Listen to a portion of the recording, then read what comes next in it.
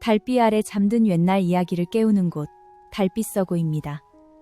오늘도 당신의 마음을 적실 깊고 푸른 이야기를 전해드립니다. 지금부터 이야기를 시작하겠습니다. 정조 임금 즉위 초엽. 조선 서해안 태안 포구의 한 사내가 살았습니다. 그는 그물 매듭도 자주 틀렸습니다. 어획량을 셀 때도 손가락이 부족했습니다. 술도 못 마시고 싸움도 못했습니다. 사람들은 그를 불렀습니다. 멍청한 삼돌이. 하지만 그 사내에게는 딱 하나 남다른 것이 있었습니다. 누군가 쓰러져 있으면 그냥 지나치지를 못한다는 것. 그 단순한 마음이 이 이야기를 만들었습니다. 이 이야기는 어부 강철삼의 이야기입니다. 그가 전 재산 센 양을 털어 구해낸 한 여인의 이야기입니다. 그리고 그 여인의 정체가 밝혀지던 날, 마을 전체가 땅에 엎드린 이야기입니다. 지금부터 들려드리겠습니다. 정조 임금 즉위 이듬해 여름. 충청도 태안 포구 장터에는 오늘도 사람이 넘쳤습니다. 어물 장수, 소금 장수들이 저마다 목청을 높이고 어선들은 이른 새벽부터 만선의 깃발을 올리며 들어오고 있었습니다. 장터 입구에서 날카로운 비명이 터져 나왔습니다. 이 계집년이 감히 내 물건에 손을 댔어! 노빈년의 딸이 어딜 손을 뻗어! 사람들이 구경하듯 에워쌌습니다. 그러나 아무도 나서지 않았습니다. 매를 맡고 있는 것은 21팍의 여인이었습니다. 짧은 쪽 댕기머리가 흐트러진 채 모시적삼에는 핏자국이 번지고 있었습니다. 여인은 쓰러지지 않으려고 발을 버티면서 눈을 감은 채 말이죠. 몽둥이를 휘두르는 사람은 태안 포구에서 가장 많은 어선을 가진 선주 오만석이었습니다. 그는 굵은 팔뚝에 기름때 낀 손으로 몽둥이를 들어 올리며 외쳤습니다. 노비 딸년이 사람 행세를 해? 어림도 없어! 이 포구에서 내 눈에 띄지 마라! 구경꾼들은 고개를 저었지만 물러섰습니다. 노비 딸이니 어쩌겠어. 오선주한테 밉보이면 배를 못 타는데. 알면서도 눈을 감았습니다. 바로 그때였습니다. 멈추시오. 낮고 조용한 목소리였습니다. 하지만 한 발짝도 물러설 생각이 없는 목소리였습니다. 사람들이 돌아봤습니다. 거기 있는 것은 그물 망태를 들쳐맨 청년이었습니다. 헐렁한 베옷에 맨발. 온 포구가 아는 멍청한 어부 강철삼이었습니다. 멍청한 삼돌이잖아. 제가 왜 나서? 에이, 또 바보짓 하려고. 철삼은 오만석 앞에 섰습니다. 그리고 여인 곁에 천천히 무릎을 꿇었습니다. 많이 다쳤소? 여인이 피 맺힌 눈으로 철삼을 올려다봤습니다. 그 눈빛에는 경계심과 의아함이 뒤섞여 있었습니다. 누군가 이렇게 물어봐 준 것이 언제였는지 기억이 나지 않는 표정으로 말이죠. 오만석이 버럭 소리를 질렀습니다. 이 멍청한 놈이! 비켜! 노비년 편 드는 거야? 사람들이 술렁였습니다. 철삼이 이렇게 또렷하게 말할 줄 아무도 몰랐던 것입니다. 철삼은 천천히 일어났습니다. 그리고 오만석을 똑바로 봤습니다. 이분이 무슨 잘못을 했소? 물건에 손댔잖아! 실수로 닿은 것 아니겠소? 그게 이렇게 맞을 일이오? 오만석은 몽둥이를 겨누며 말했습니다. 이놈도 한 대 맞고 싶어? 철삼은 물러서지 않았습니다. 철삼은 허리춤에서 작은 엽전 꾸러미를 꺼냈습니다. 오늘 새벽 어획물을 팔아 겨우 받은 새냥. 그것이 철삼의 전 재산이었습니다. 철삼은 새냥을 내밀었습니다. 이 돈을 드리겠소. 이 여인 대신 받으시오. 그러면 이분은 제가 데려가도 되겠소? 옥만석은 코웃음을 쳤습니다. 하! 세인양! 그거 가져가. 어차피 전현도 보기 싫었으니! 그리고 여인의 팔을 조심스럽게 부축해 일으켰습니다. 마을 사람들은 어안이 벙벙했습니다. 하루 밥도 걱정인 멍청한 어부가 자신의 전 재산을 털어 노비의 딸을 구했다는 것이 비웃음과 탄식이 뒤섞였습니다. 하지만 그 누구도 그 순간 철삼의 눈빛을 제대로 읽지 못했습니다. 그것은 가장 단단한 종류의 선함이었습니다. 철삼의 집은 포구 끝자락 모래언덕 위 작은 움막이었습니다. 창호지 대신 어망이 걸려 있고 마루는 소금기에 사가 있었습니다. 하지만 아궁이에는 불이 남아 있었습니다. 철삼은 여인을 방에 눕히고 남은 좁쌀을 꺼냈습니다. 반줌도 되지 않는 양이었습니다. 그는 망설임 없이 솥에 넣었습니다. 방 안에서 여인은 조용히 상처를 들여다보고 있었습니다. 팔뚝에 멍이 들고 광대뼈 아래가 터져 있었습니다. 눈에는 눈물이 차 있었지만 흘리지는 않았습니다. 오래전에 울음을 잃어버린 사람처럼 말이죠. 철삼이 죽 한 그릇을 들고 들어왔습니다. 많지는 않소. 그래도 따뜻하오. 여인은 철삼을 봤습니다. 경계하는 눈빛이었습니다. 왜 도와준 거예요? 아파 보였소. 아픈 사람을 보면 그냥 못 지나치겠소. 나는 노비의 딸이에요. 그게 아픈 것하고 무슨 상관이요? 여인은 한참 입을 다물었습니다. 그리고 조심스럽게 죽 그릇을 받아 들었습니다. 첫 숟갈을 삼키는 순간 눈물이 흘렀습니다. 소금기 하나 없는 밍밍한 좁쌀죽이었지만 그것은 태어나서 처음으로 누군가 자신을 위해 끓여준 음식이었습니다. 나는 채혜린이에요. 나는 강철삼이오. 포구에서 멍청한 삼돌이라 부르지만 나쁜 뜻은 아닐 테니 신경 마시오. 철삼이 멋쩍게 웃었습니다. 혜린도 아주 작게 처음으로 웃었습니다. 그날 밤 두 사람은 낡은 움막 입구에 나란히 앉아 같은 바다를 바라봤습니다. 철삼은 말했습니다. 신분의 높고 낮음은 하늘이 정한 것이 아니라 사람들이 편의로 만든 것이라고 말이죠. 혜리는 그 말을 들으며 오래 조용히 있었습니다. 두 사람은 서로 의지하며 살아가기로 했습니다. 그것이 인연의 시작이었습니다. 소문은 하룻밤 만에 온 포구에 퍼졌습니다. 멍청한 삼돌이가 노비 딸을 집에 들였다고 말이죠. 이튿날 아침 철삼이 품삯을 구하러 나서자 선주들이 하나같이 고개를 저었습니다. 어제까지는 허드레실이라도 시켜줬는데 이제는 그것도 없었습니다. 노비 딸 데려다. 사는 놈은 왜 못 태워질 수 없게! 철삼은 하루 종일 포구를 헤맸습니다. 해가 질 무렵 포구 어귀에서 해촌 어멈을 만났습니다. 홀로 사는 노파로 포구에서 가장 가난했지만 마음만큼은 언제나 넉넉했습니다. 삼돌아, 아무것도 못 얻었구나. 이거라도 가져가거라. 노파가 건넨 것은 좁쌀 한 줌이었습니다. 철삼은 두 손으로 받으며 고개를 숙였습니다. 고맙소. 어머 미은혜는 반드시 갚겠소. 그 말이 얼마나 크게 돌아올지 그때는 아무도 몰랐습니다.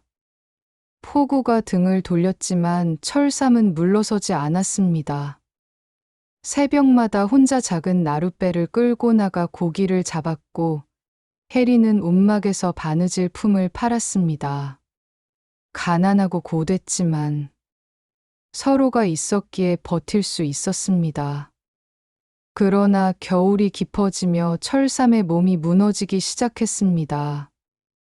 제대로 먹지도 자지도 못한 채 혼자 파도와 싸우다 보니 어느 날 결국 갯벌에서 쓰러지고 말았습니다. 해가 저물도록 철삼이 돌아오지 않자 해리는 등불을 들고 갯벌로 뛰어나갔습니다. 얼어붙은 갯벌 위에서 철삼이 쓰러져 있었습니다. 이마는 불덩이처럼 뜨거웠습니다. 철삼씨! 정신 차려! 해리는 정성을 다해 약초를 다렸고 사흘 밤낮을 해리는 눈을 붙이지 않았습니다. 이마를 닦고 약을 먹이고 곁을 떠나지 않았습니다. 철삼이 잠꼬대로 신음할 때마다 해리는 그의 손을 꼭 쥐었습니다. 나흘째 새벽 철삼이 눈을 떴습니다. 혜린 씨, 살아났어요. 다행이에요. 혜린의 눈이 충혈되어 있었습니다. 철삼은 그것을 보고 아무 말도 못했습니다. 대신 아주 천천히 손을 들어 혜린의 손 위에 올려놓았습니다. 기력을 회복하는 며칠 동안 두 사람 사이에는 전에 없던 무언가가 쌓였습니다. 어색함이 사라진 자리에 서로에 대한 믿음이 들어섰습니다. 그러던 어느 날 밤이었습니다.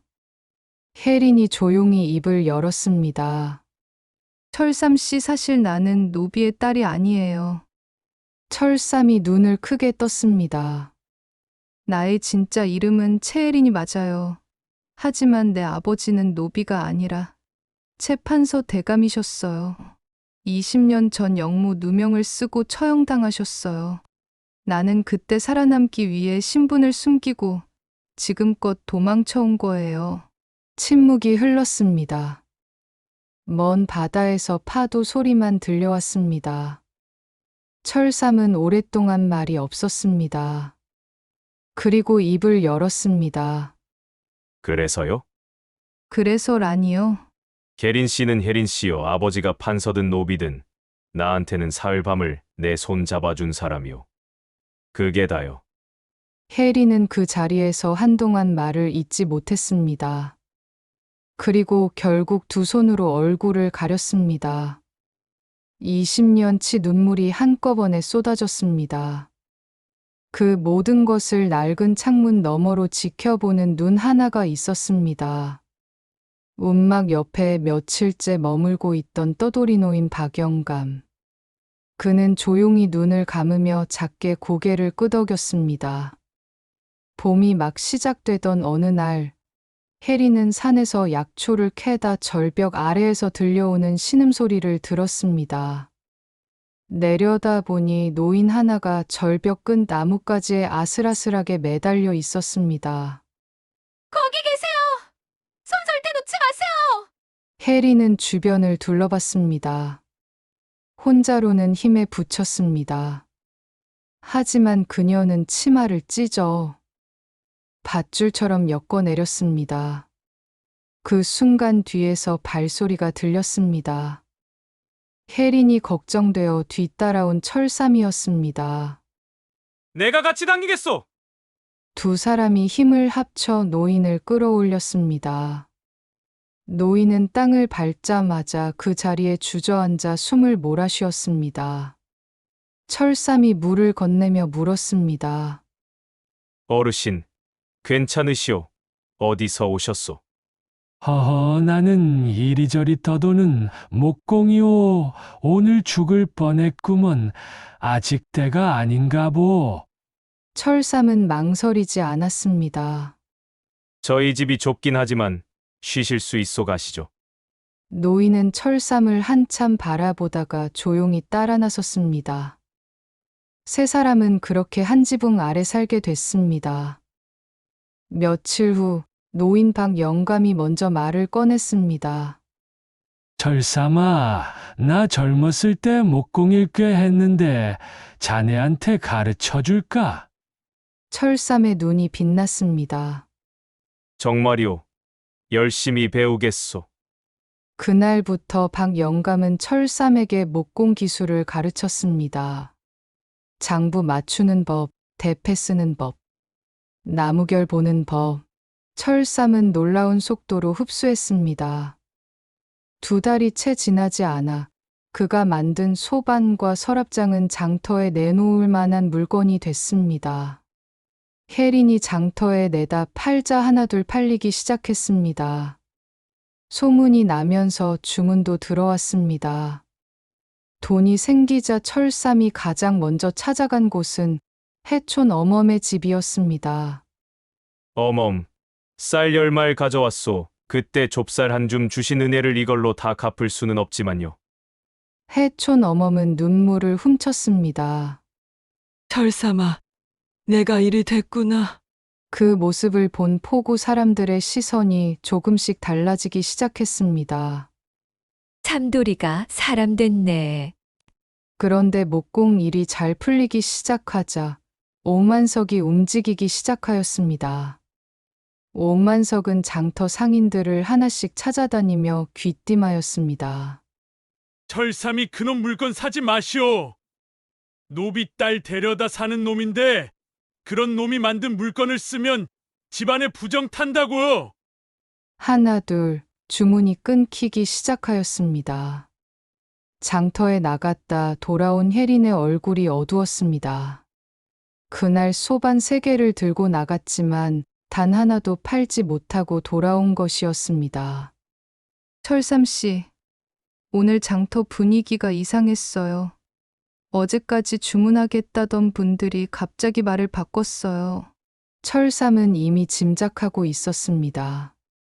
포구에서 오만석이 돌아다니며 한 말을 이미 들었던 것입니다. 그러나 아무 말도 하지 않았습니다. 다음 날 오만석이 직접 철삼의 목공방 앞에 나타났습니다. 야, 삼돌아! 이 포구에서 내 눈밖에 나면 어찌 되는지 알지? 그 여편네 데리고 조용히 어디 다른 데 가서 살아. 그러면 내가 봐줄게. 구경꾼들이 슬금슬금 모여들었습니다. 철삼이 대패질을 멈추지 않은 채 말하였습니다. 어르신, 이 나무 좀 보시오. 뭐? 옹이가 박혀 있는 나무요. 결이 울퉁불퉁해서 대패질하기 제일 어렵소. 그런데 이 나무로 만든 가구가 제일 단단하고 옹이가 박힌 자리가 오히려 가장 강한 부분이 되거든. 오만석이 어이없다는 얼굴로 말하였습니다. 그래서 뭐 어쩌라고? 그제야 철삼이 대패를 내려놓고 오만석을 똑바로 바라보았습니다. 어르신이 저한테 옹이를 박아주시니 나중에 제가 더 단단해지겠구나 싶어서요. 구경꾼들 사이에서 웃음이 터져 나왔습니다. 오만석의 얼굴이 불그락푸르락해졌습니다. 이 멍청한 놈이 아직도 정신을 못 차렸구나. 좋아, 두고 봐. 오만석이 씩씩거리며 돌아갔습니다. 구경하던 사람들이 수군거렸습니다. 참돌이가 저걸 이겼네. 아니, 삼돌이가 저런 말을 할 줄 알았어? 그날 이후로 오히려 철삼의 가게를 찾는 사람들이 늘었습니다.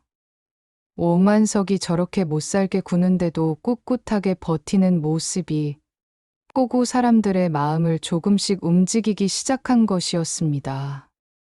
박 영감은 어느 저녁 철삼에게 말했습니다. 자네는 앞으로 큰 인물이 될 것이야. 내가 살면서 사람을 많이 봤는데 자네 같은 마음 씀씀이는 정말 드물었어. 어르신, 무슨 말씀을 저는 그냥 어부인거려. 어부도 임금도 마음이 귀해야 진짜 귀한 거야. 그 무렵 혜린이 먼저 말을 꺼냈습니다. 저녁 그릇을 치우다가 아무렇지 않게 철삼씨, 나는 철삼씨를 좋아해요. 철삼이 손에 들고 있던 그릇을 내려놓았습니다. 뭐라 하셨소? 내 평생 가장 두려웠던 것은 혼자 남겨지는 것이었어요. 그런데 철삼씨 곁에서는 그 두려움이 없어요. 그게 좋아하는 것이 아니면 뭐겠어요. 철삼은 귀까지 빨개지며 말했습니다. 나도요. 나도 혜린 씨가 좋소, 처음부터요. 박영감은 부엌에서 그 소리를 듣고 소리 없이 웃었습니다. 두 사람은 작은 혼례를 올렸습니다. 비단도 없고 풍악도 없었지만 해촌 어멈이 직접 인절미를 만들어 왔고 박영감이 주례를 섰습니다. 세상에서 가장 소박하고 세상에서 가장 따뜻한 혼례였습니다.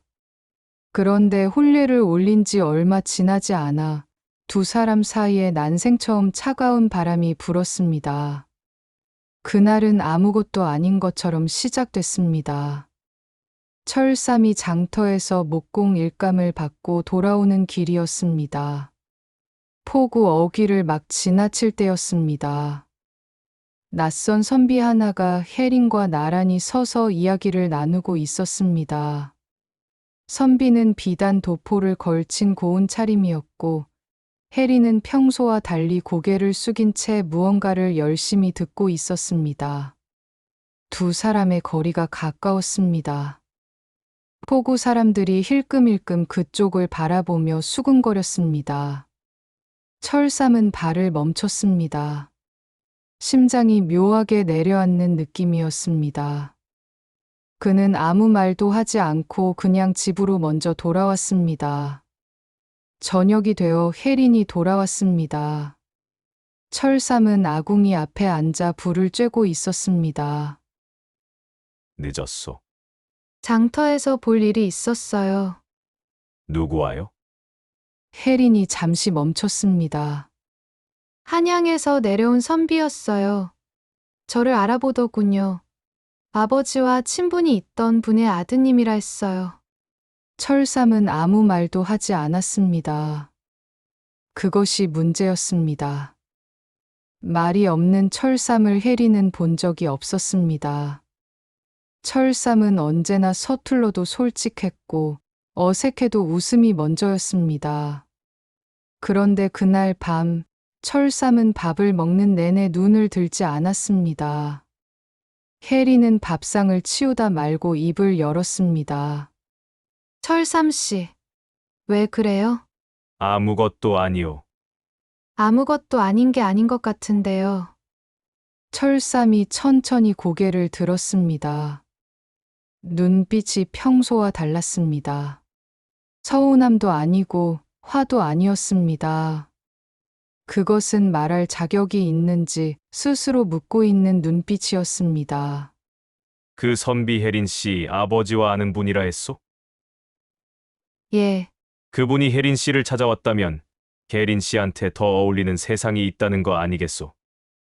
혜린은 잠시 말을 잃었습니다. 그게 무슨 말이에요?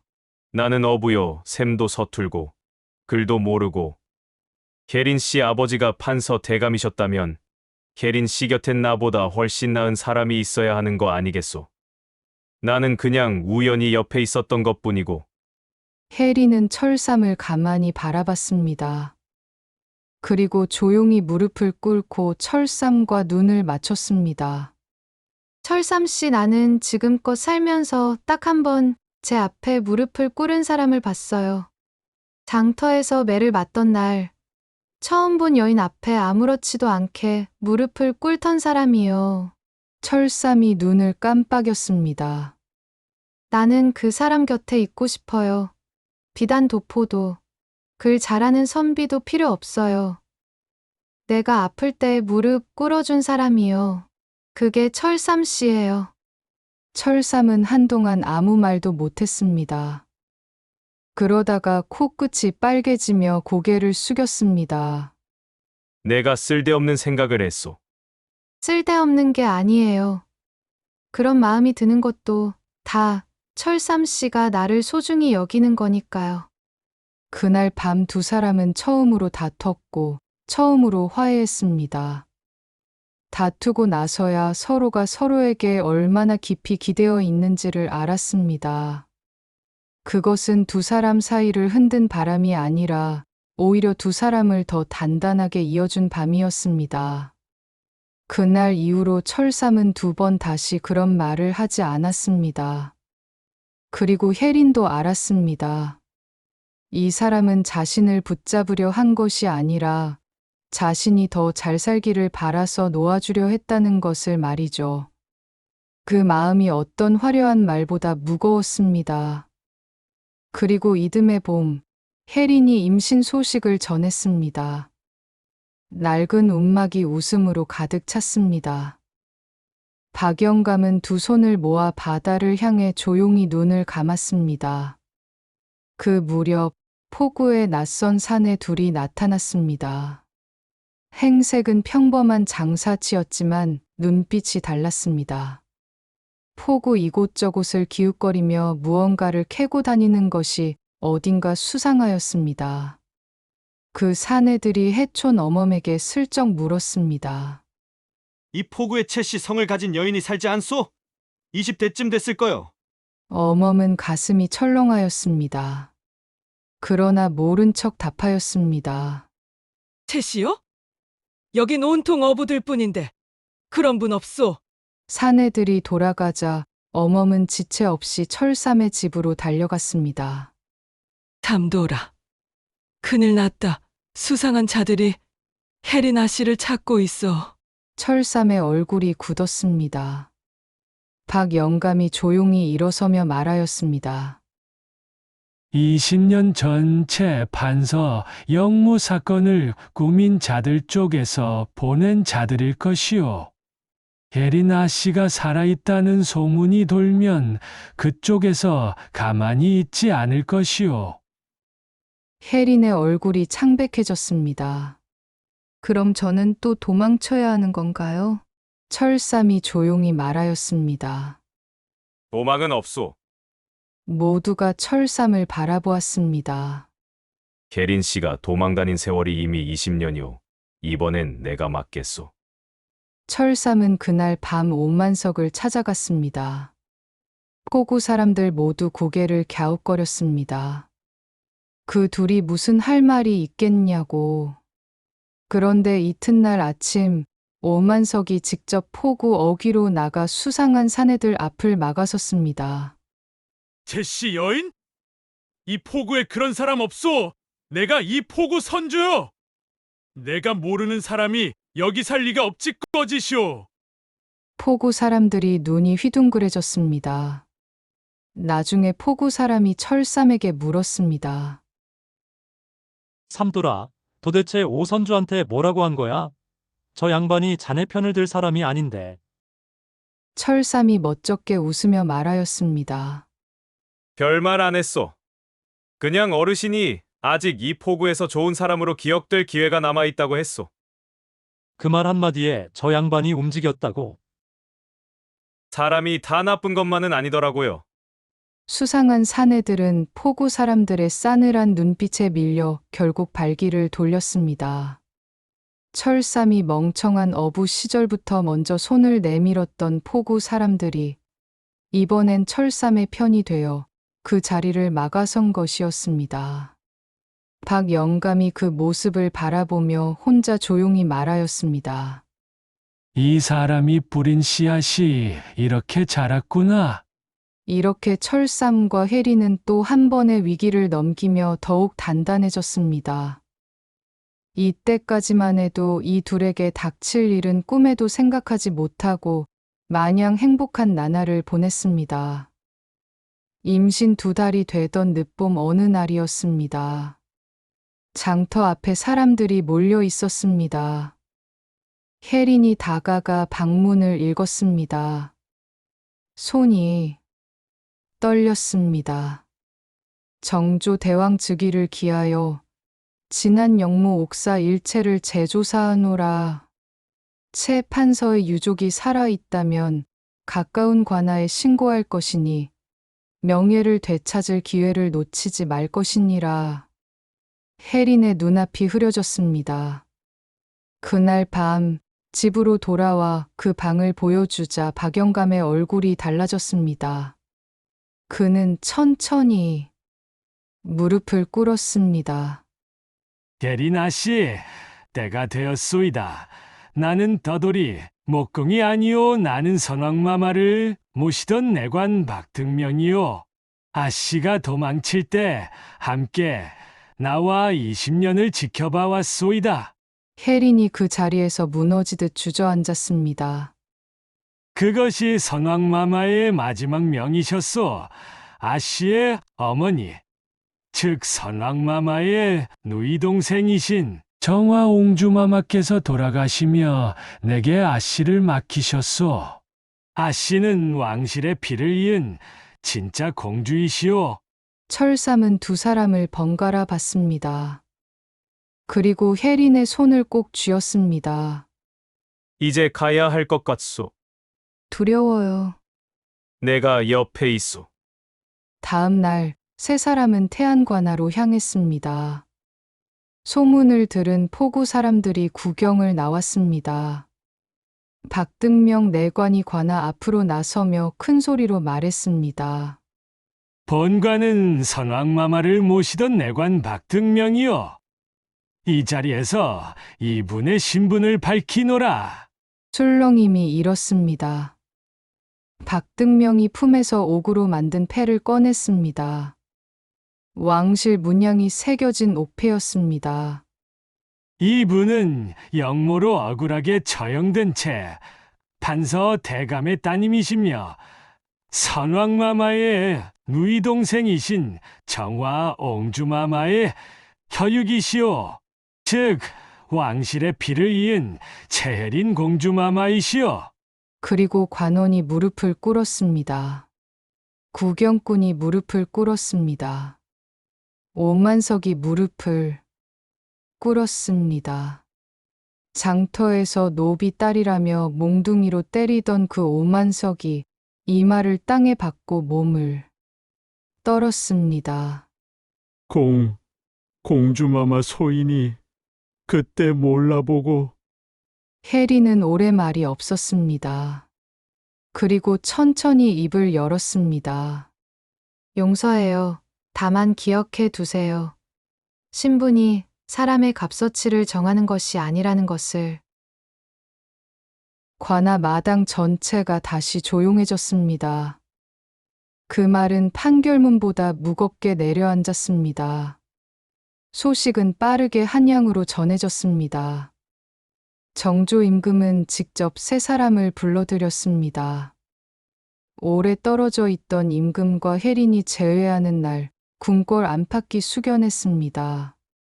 혜린아, 오래 고생했구나. 전하, 소녀는 괜찮사옵니다. 좋은 사람을 만났습니다. 임금의 시선이 철삼에게 향했습니다. 철삼은 어떻게 해야 할지 몰라 그냥 깊이 허리를 숙였습니다. 내가 멍청한 어부라 불리던 강철삼이냐? 예, 전하. 소인은 그저 아픈 사람을 그냥 두고 가기가 어려웠을 뿐이옵니다. 임금이 오래 그를 바라봤습니다. 그 마음 하나가 왕실의 피를 살렸다. 짐이 상을 내리지 않을 수 없겠구나. 임금은 채 판서의 명예를 공식적으로 회복시켰습니다. 그리고 철삼에게 정삼품, 당상관의 관직과 부마 직위를 내렸습니다. 포구의 어부 출신으로는 전례 없는 일이었습니다. 마지막으로 철삼이 청을 올렸습니다. 전하, 소인의 소원은 태안 포구로 돌아가 사는 것이옵니다. 높은 곳보다 낮은 곳이 소인한테는 맞습니다. 임금이 혜린을 봤습니다. 혜린이 고개를 끄덕였습니다. 좋다, 돌아가거라. 토지와 저택, 재물을 함께 내리노라. 태안으로 돌아온 철삼과 혜린이 가장 먼저 찾아간 곳은 해촌 어멈의 집이었습니다. 어멈, 그때 좁쌀 한 줌 잊지 않았소. 그 한 줌이 우리를 살렸소. 철삼과 혜린은 해촌 어멈에게 토지 500마지기와 기와집 한 채, 금은 보화를 드렸습니다. 어멈의 아들도 관직에 올랐고 손자들은 훗날 과거의 급제의 명문가로 이름을 올렸습니다. 포구 사람들도 하나둘 찾아왔습니다. 고개를 숙이고 예전의 잘못을 빌었습니다. 공주마마, 저희가 몰라보고 못되게 굴었습니다. 용서해 주시옵소서. 이미 잊었어요. 앞으로 함께 잘 살면 그만이에요. 며칠이 지난 어느 날 아침이었습니다. 동이 채 트기도 전에 철삼의 집 대문 두드리는 소리가 들렸습니다. 문을 열자 오만석이 서 있었습니다. 그런데 그 모습이 예전의 오만석이 아니었습니다. 포구에서 가장 큰 소리를 치며 활보하던 그 오만석이 헝클어진 상투에 구겨진 도포 차림으로 손에는 막걸리 한 병을 들고 서 있었습니다. 눈가가 벌겋게 충혈되어 있었습니다. 밤새 마시고 온 것이 분명하였습니다. 철삼이 말하였습니다. 어르신, 이 새벽에 여기를요? 오만석이 비틀거리며 들어서더니 그 자리에 털썩 주저앉았습니다. 그리고는 두 손을 마루 위에 짚고 이마를 바닥에 박았습니다. 삼돌아, 예, 내가 잘못했어. 마루에 엎드린 채로 목소리가 흘러나왔습니다. 장터에서 공주 마마를 몽둥이로 때린 것도, 자네한테 그 짓을 한 것도, 물건 못 팔게 막아다닌 것도 다 내가 잘못한 거야. 철삼은 아무 말도 하지 않았습니다. 오만석이 이마를 박은 채로 계속하였습니다. 관아 마당에서 공주 마마 앞에 무릎 꿇은 건 솔직히 말하면 두려워서였소. 그 자리에서 혼날까봐.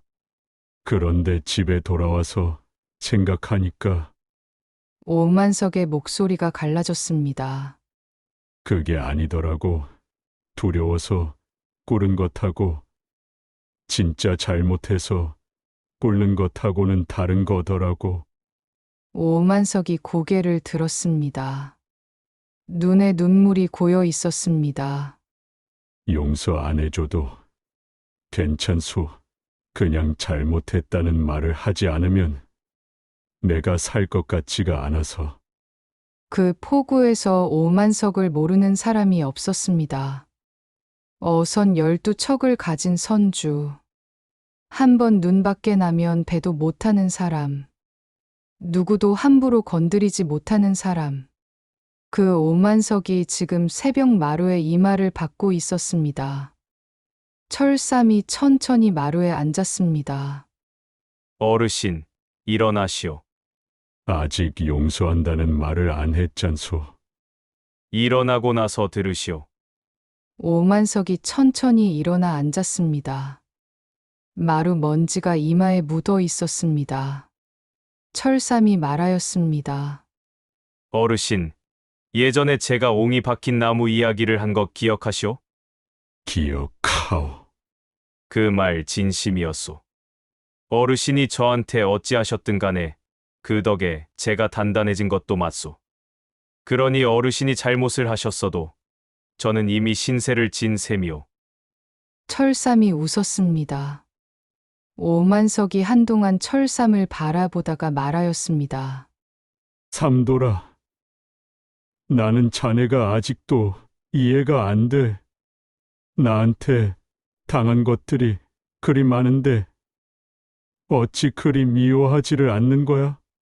철삼이 잠시 생각하다가 말하였습니다. 미워할 시간이 아까워서요. 아까워? 예. 미워하고 있으면 혜린 씨 웃는 것도 못 보고 밥맛도 모르고 바다가 예쁜 것도 못 보더라고요. 그게 더 손해 아니겠소? 오만석은 그 말을 듣고 한참 아무 말도 하지 못하였습니다. 그러더니 손으로 눈가를 쓱 닦으며 말하였습니다. 나는 평생 이기고 지는 것밖에 몰랐는데 자네는 처음부터 그런 걸 따진 적이 없구먼. 제가 그리 셈이 밝지 못해서요. 오만석이 코웃음을 치다가 그만 픽 웃어버렸습니다. 이 사람이 진짜. 두 사람이 새벽 마루에 나란히 앉았습니다. 오만석이 들고 온 막걸리 병을 내밀었습니다. 한잔 하겠소? 해가 아직 안 떴는데요. 그래도 철삼이 막걸리를 받아 한 모금 마셨습니다. 그날 이후 오만석은 달라졌습니다. 포구에서 가진 것 없는 어부들에게 배를 빌려주기 시작하였습니다. 겨울이면 홀로 사는 노인들 집에 몰래 장작을 갖다 쌓았습니다. 장터에서 짐을 이고 가는 노인을 보면 먼저 달려가 받아 들었습니다. 포구 사람들이 수군거렸습니다. 오선주가 사람이 됐네. 삼돌이가 저 양반을 바꿔놨어. 혜린이 어느 날 저녁 철삼에게 말하였습니다. 오만석 어른이 달라진 것 봤어요? 철삼 씨가 바꾼 거예요. 철삼이 고개를 저으며 말하였습니다. 내가 바꾼 게 아니오. 원래 그 속에 있던 거요. 그냥 나온 거지. 혜린이 조용히 웃었습니다. 그리고 생각하였습니다. 이 사람이 그렇게 산 것이구나. 사람 속에 있는 것을 믿으면서. 그날 저녁 태안 포구에서는 큰 잔치가 열렸습니다. 양반도 상민도 같은 자리에 앉아 같은 음식을 나눴습니다. 철삼은 잔치상 끝자리에 앉아 뚝배기 국밥 한 그릇을 먹으며 가장 환하게 웃었습니다. 혜리는 그 옆에 앉아 그 모습을 바라보며 조용히 웃었습니다. 세월이 흘렀습니다. 혜리는 아들 강인호를 낳았습니다. 철삼은 청렴한 당상관으로 이름을 떨쳤습니다. 백성의 억울함 앞에서 눈을 감지 않았고 권력 앞에서 허리를 굽히지 않았습니다.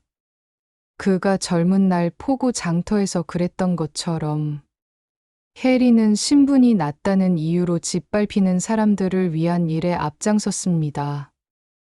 그것이 한때 자신의 이야기였기 때문에 누구보다 진심이었습니다. 인호는 과거에 장원급제했습니다. 아버지 철삼처럼 백성을 먼저 생각하는 관료가 됐습니다. 그리고 이들의 이야기는 오래오래 전해졌습니다. 사람들은 이렇게 말했습니다. 센 양으로 나라를 바꿨다. 하지만 강철삼은 살아생전 늘 이렇게 말했다고 합니다. 나는 그냥 아픈 사람 곁에 있었을 뿐이오. 센 양은 그 마음의 값이 아니오.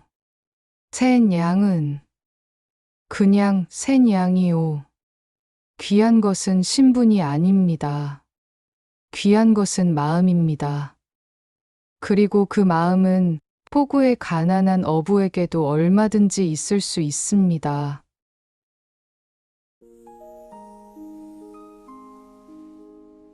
이야기 재미있으셨나요? 마음에 들었다면 구독과 좋아요 눌러주세요.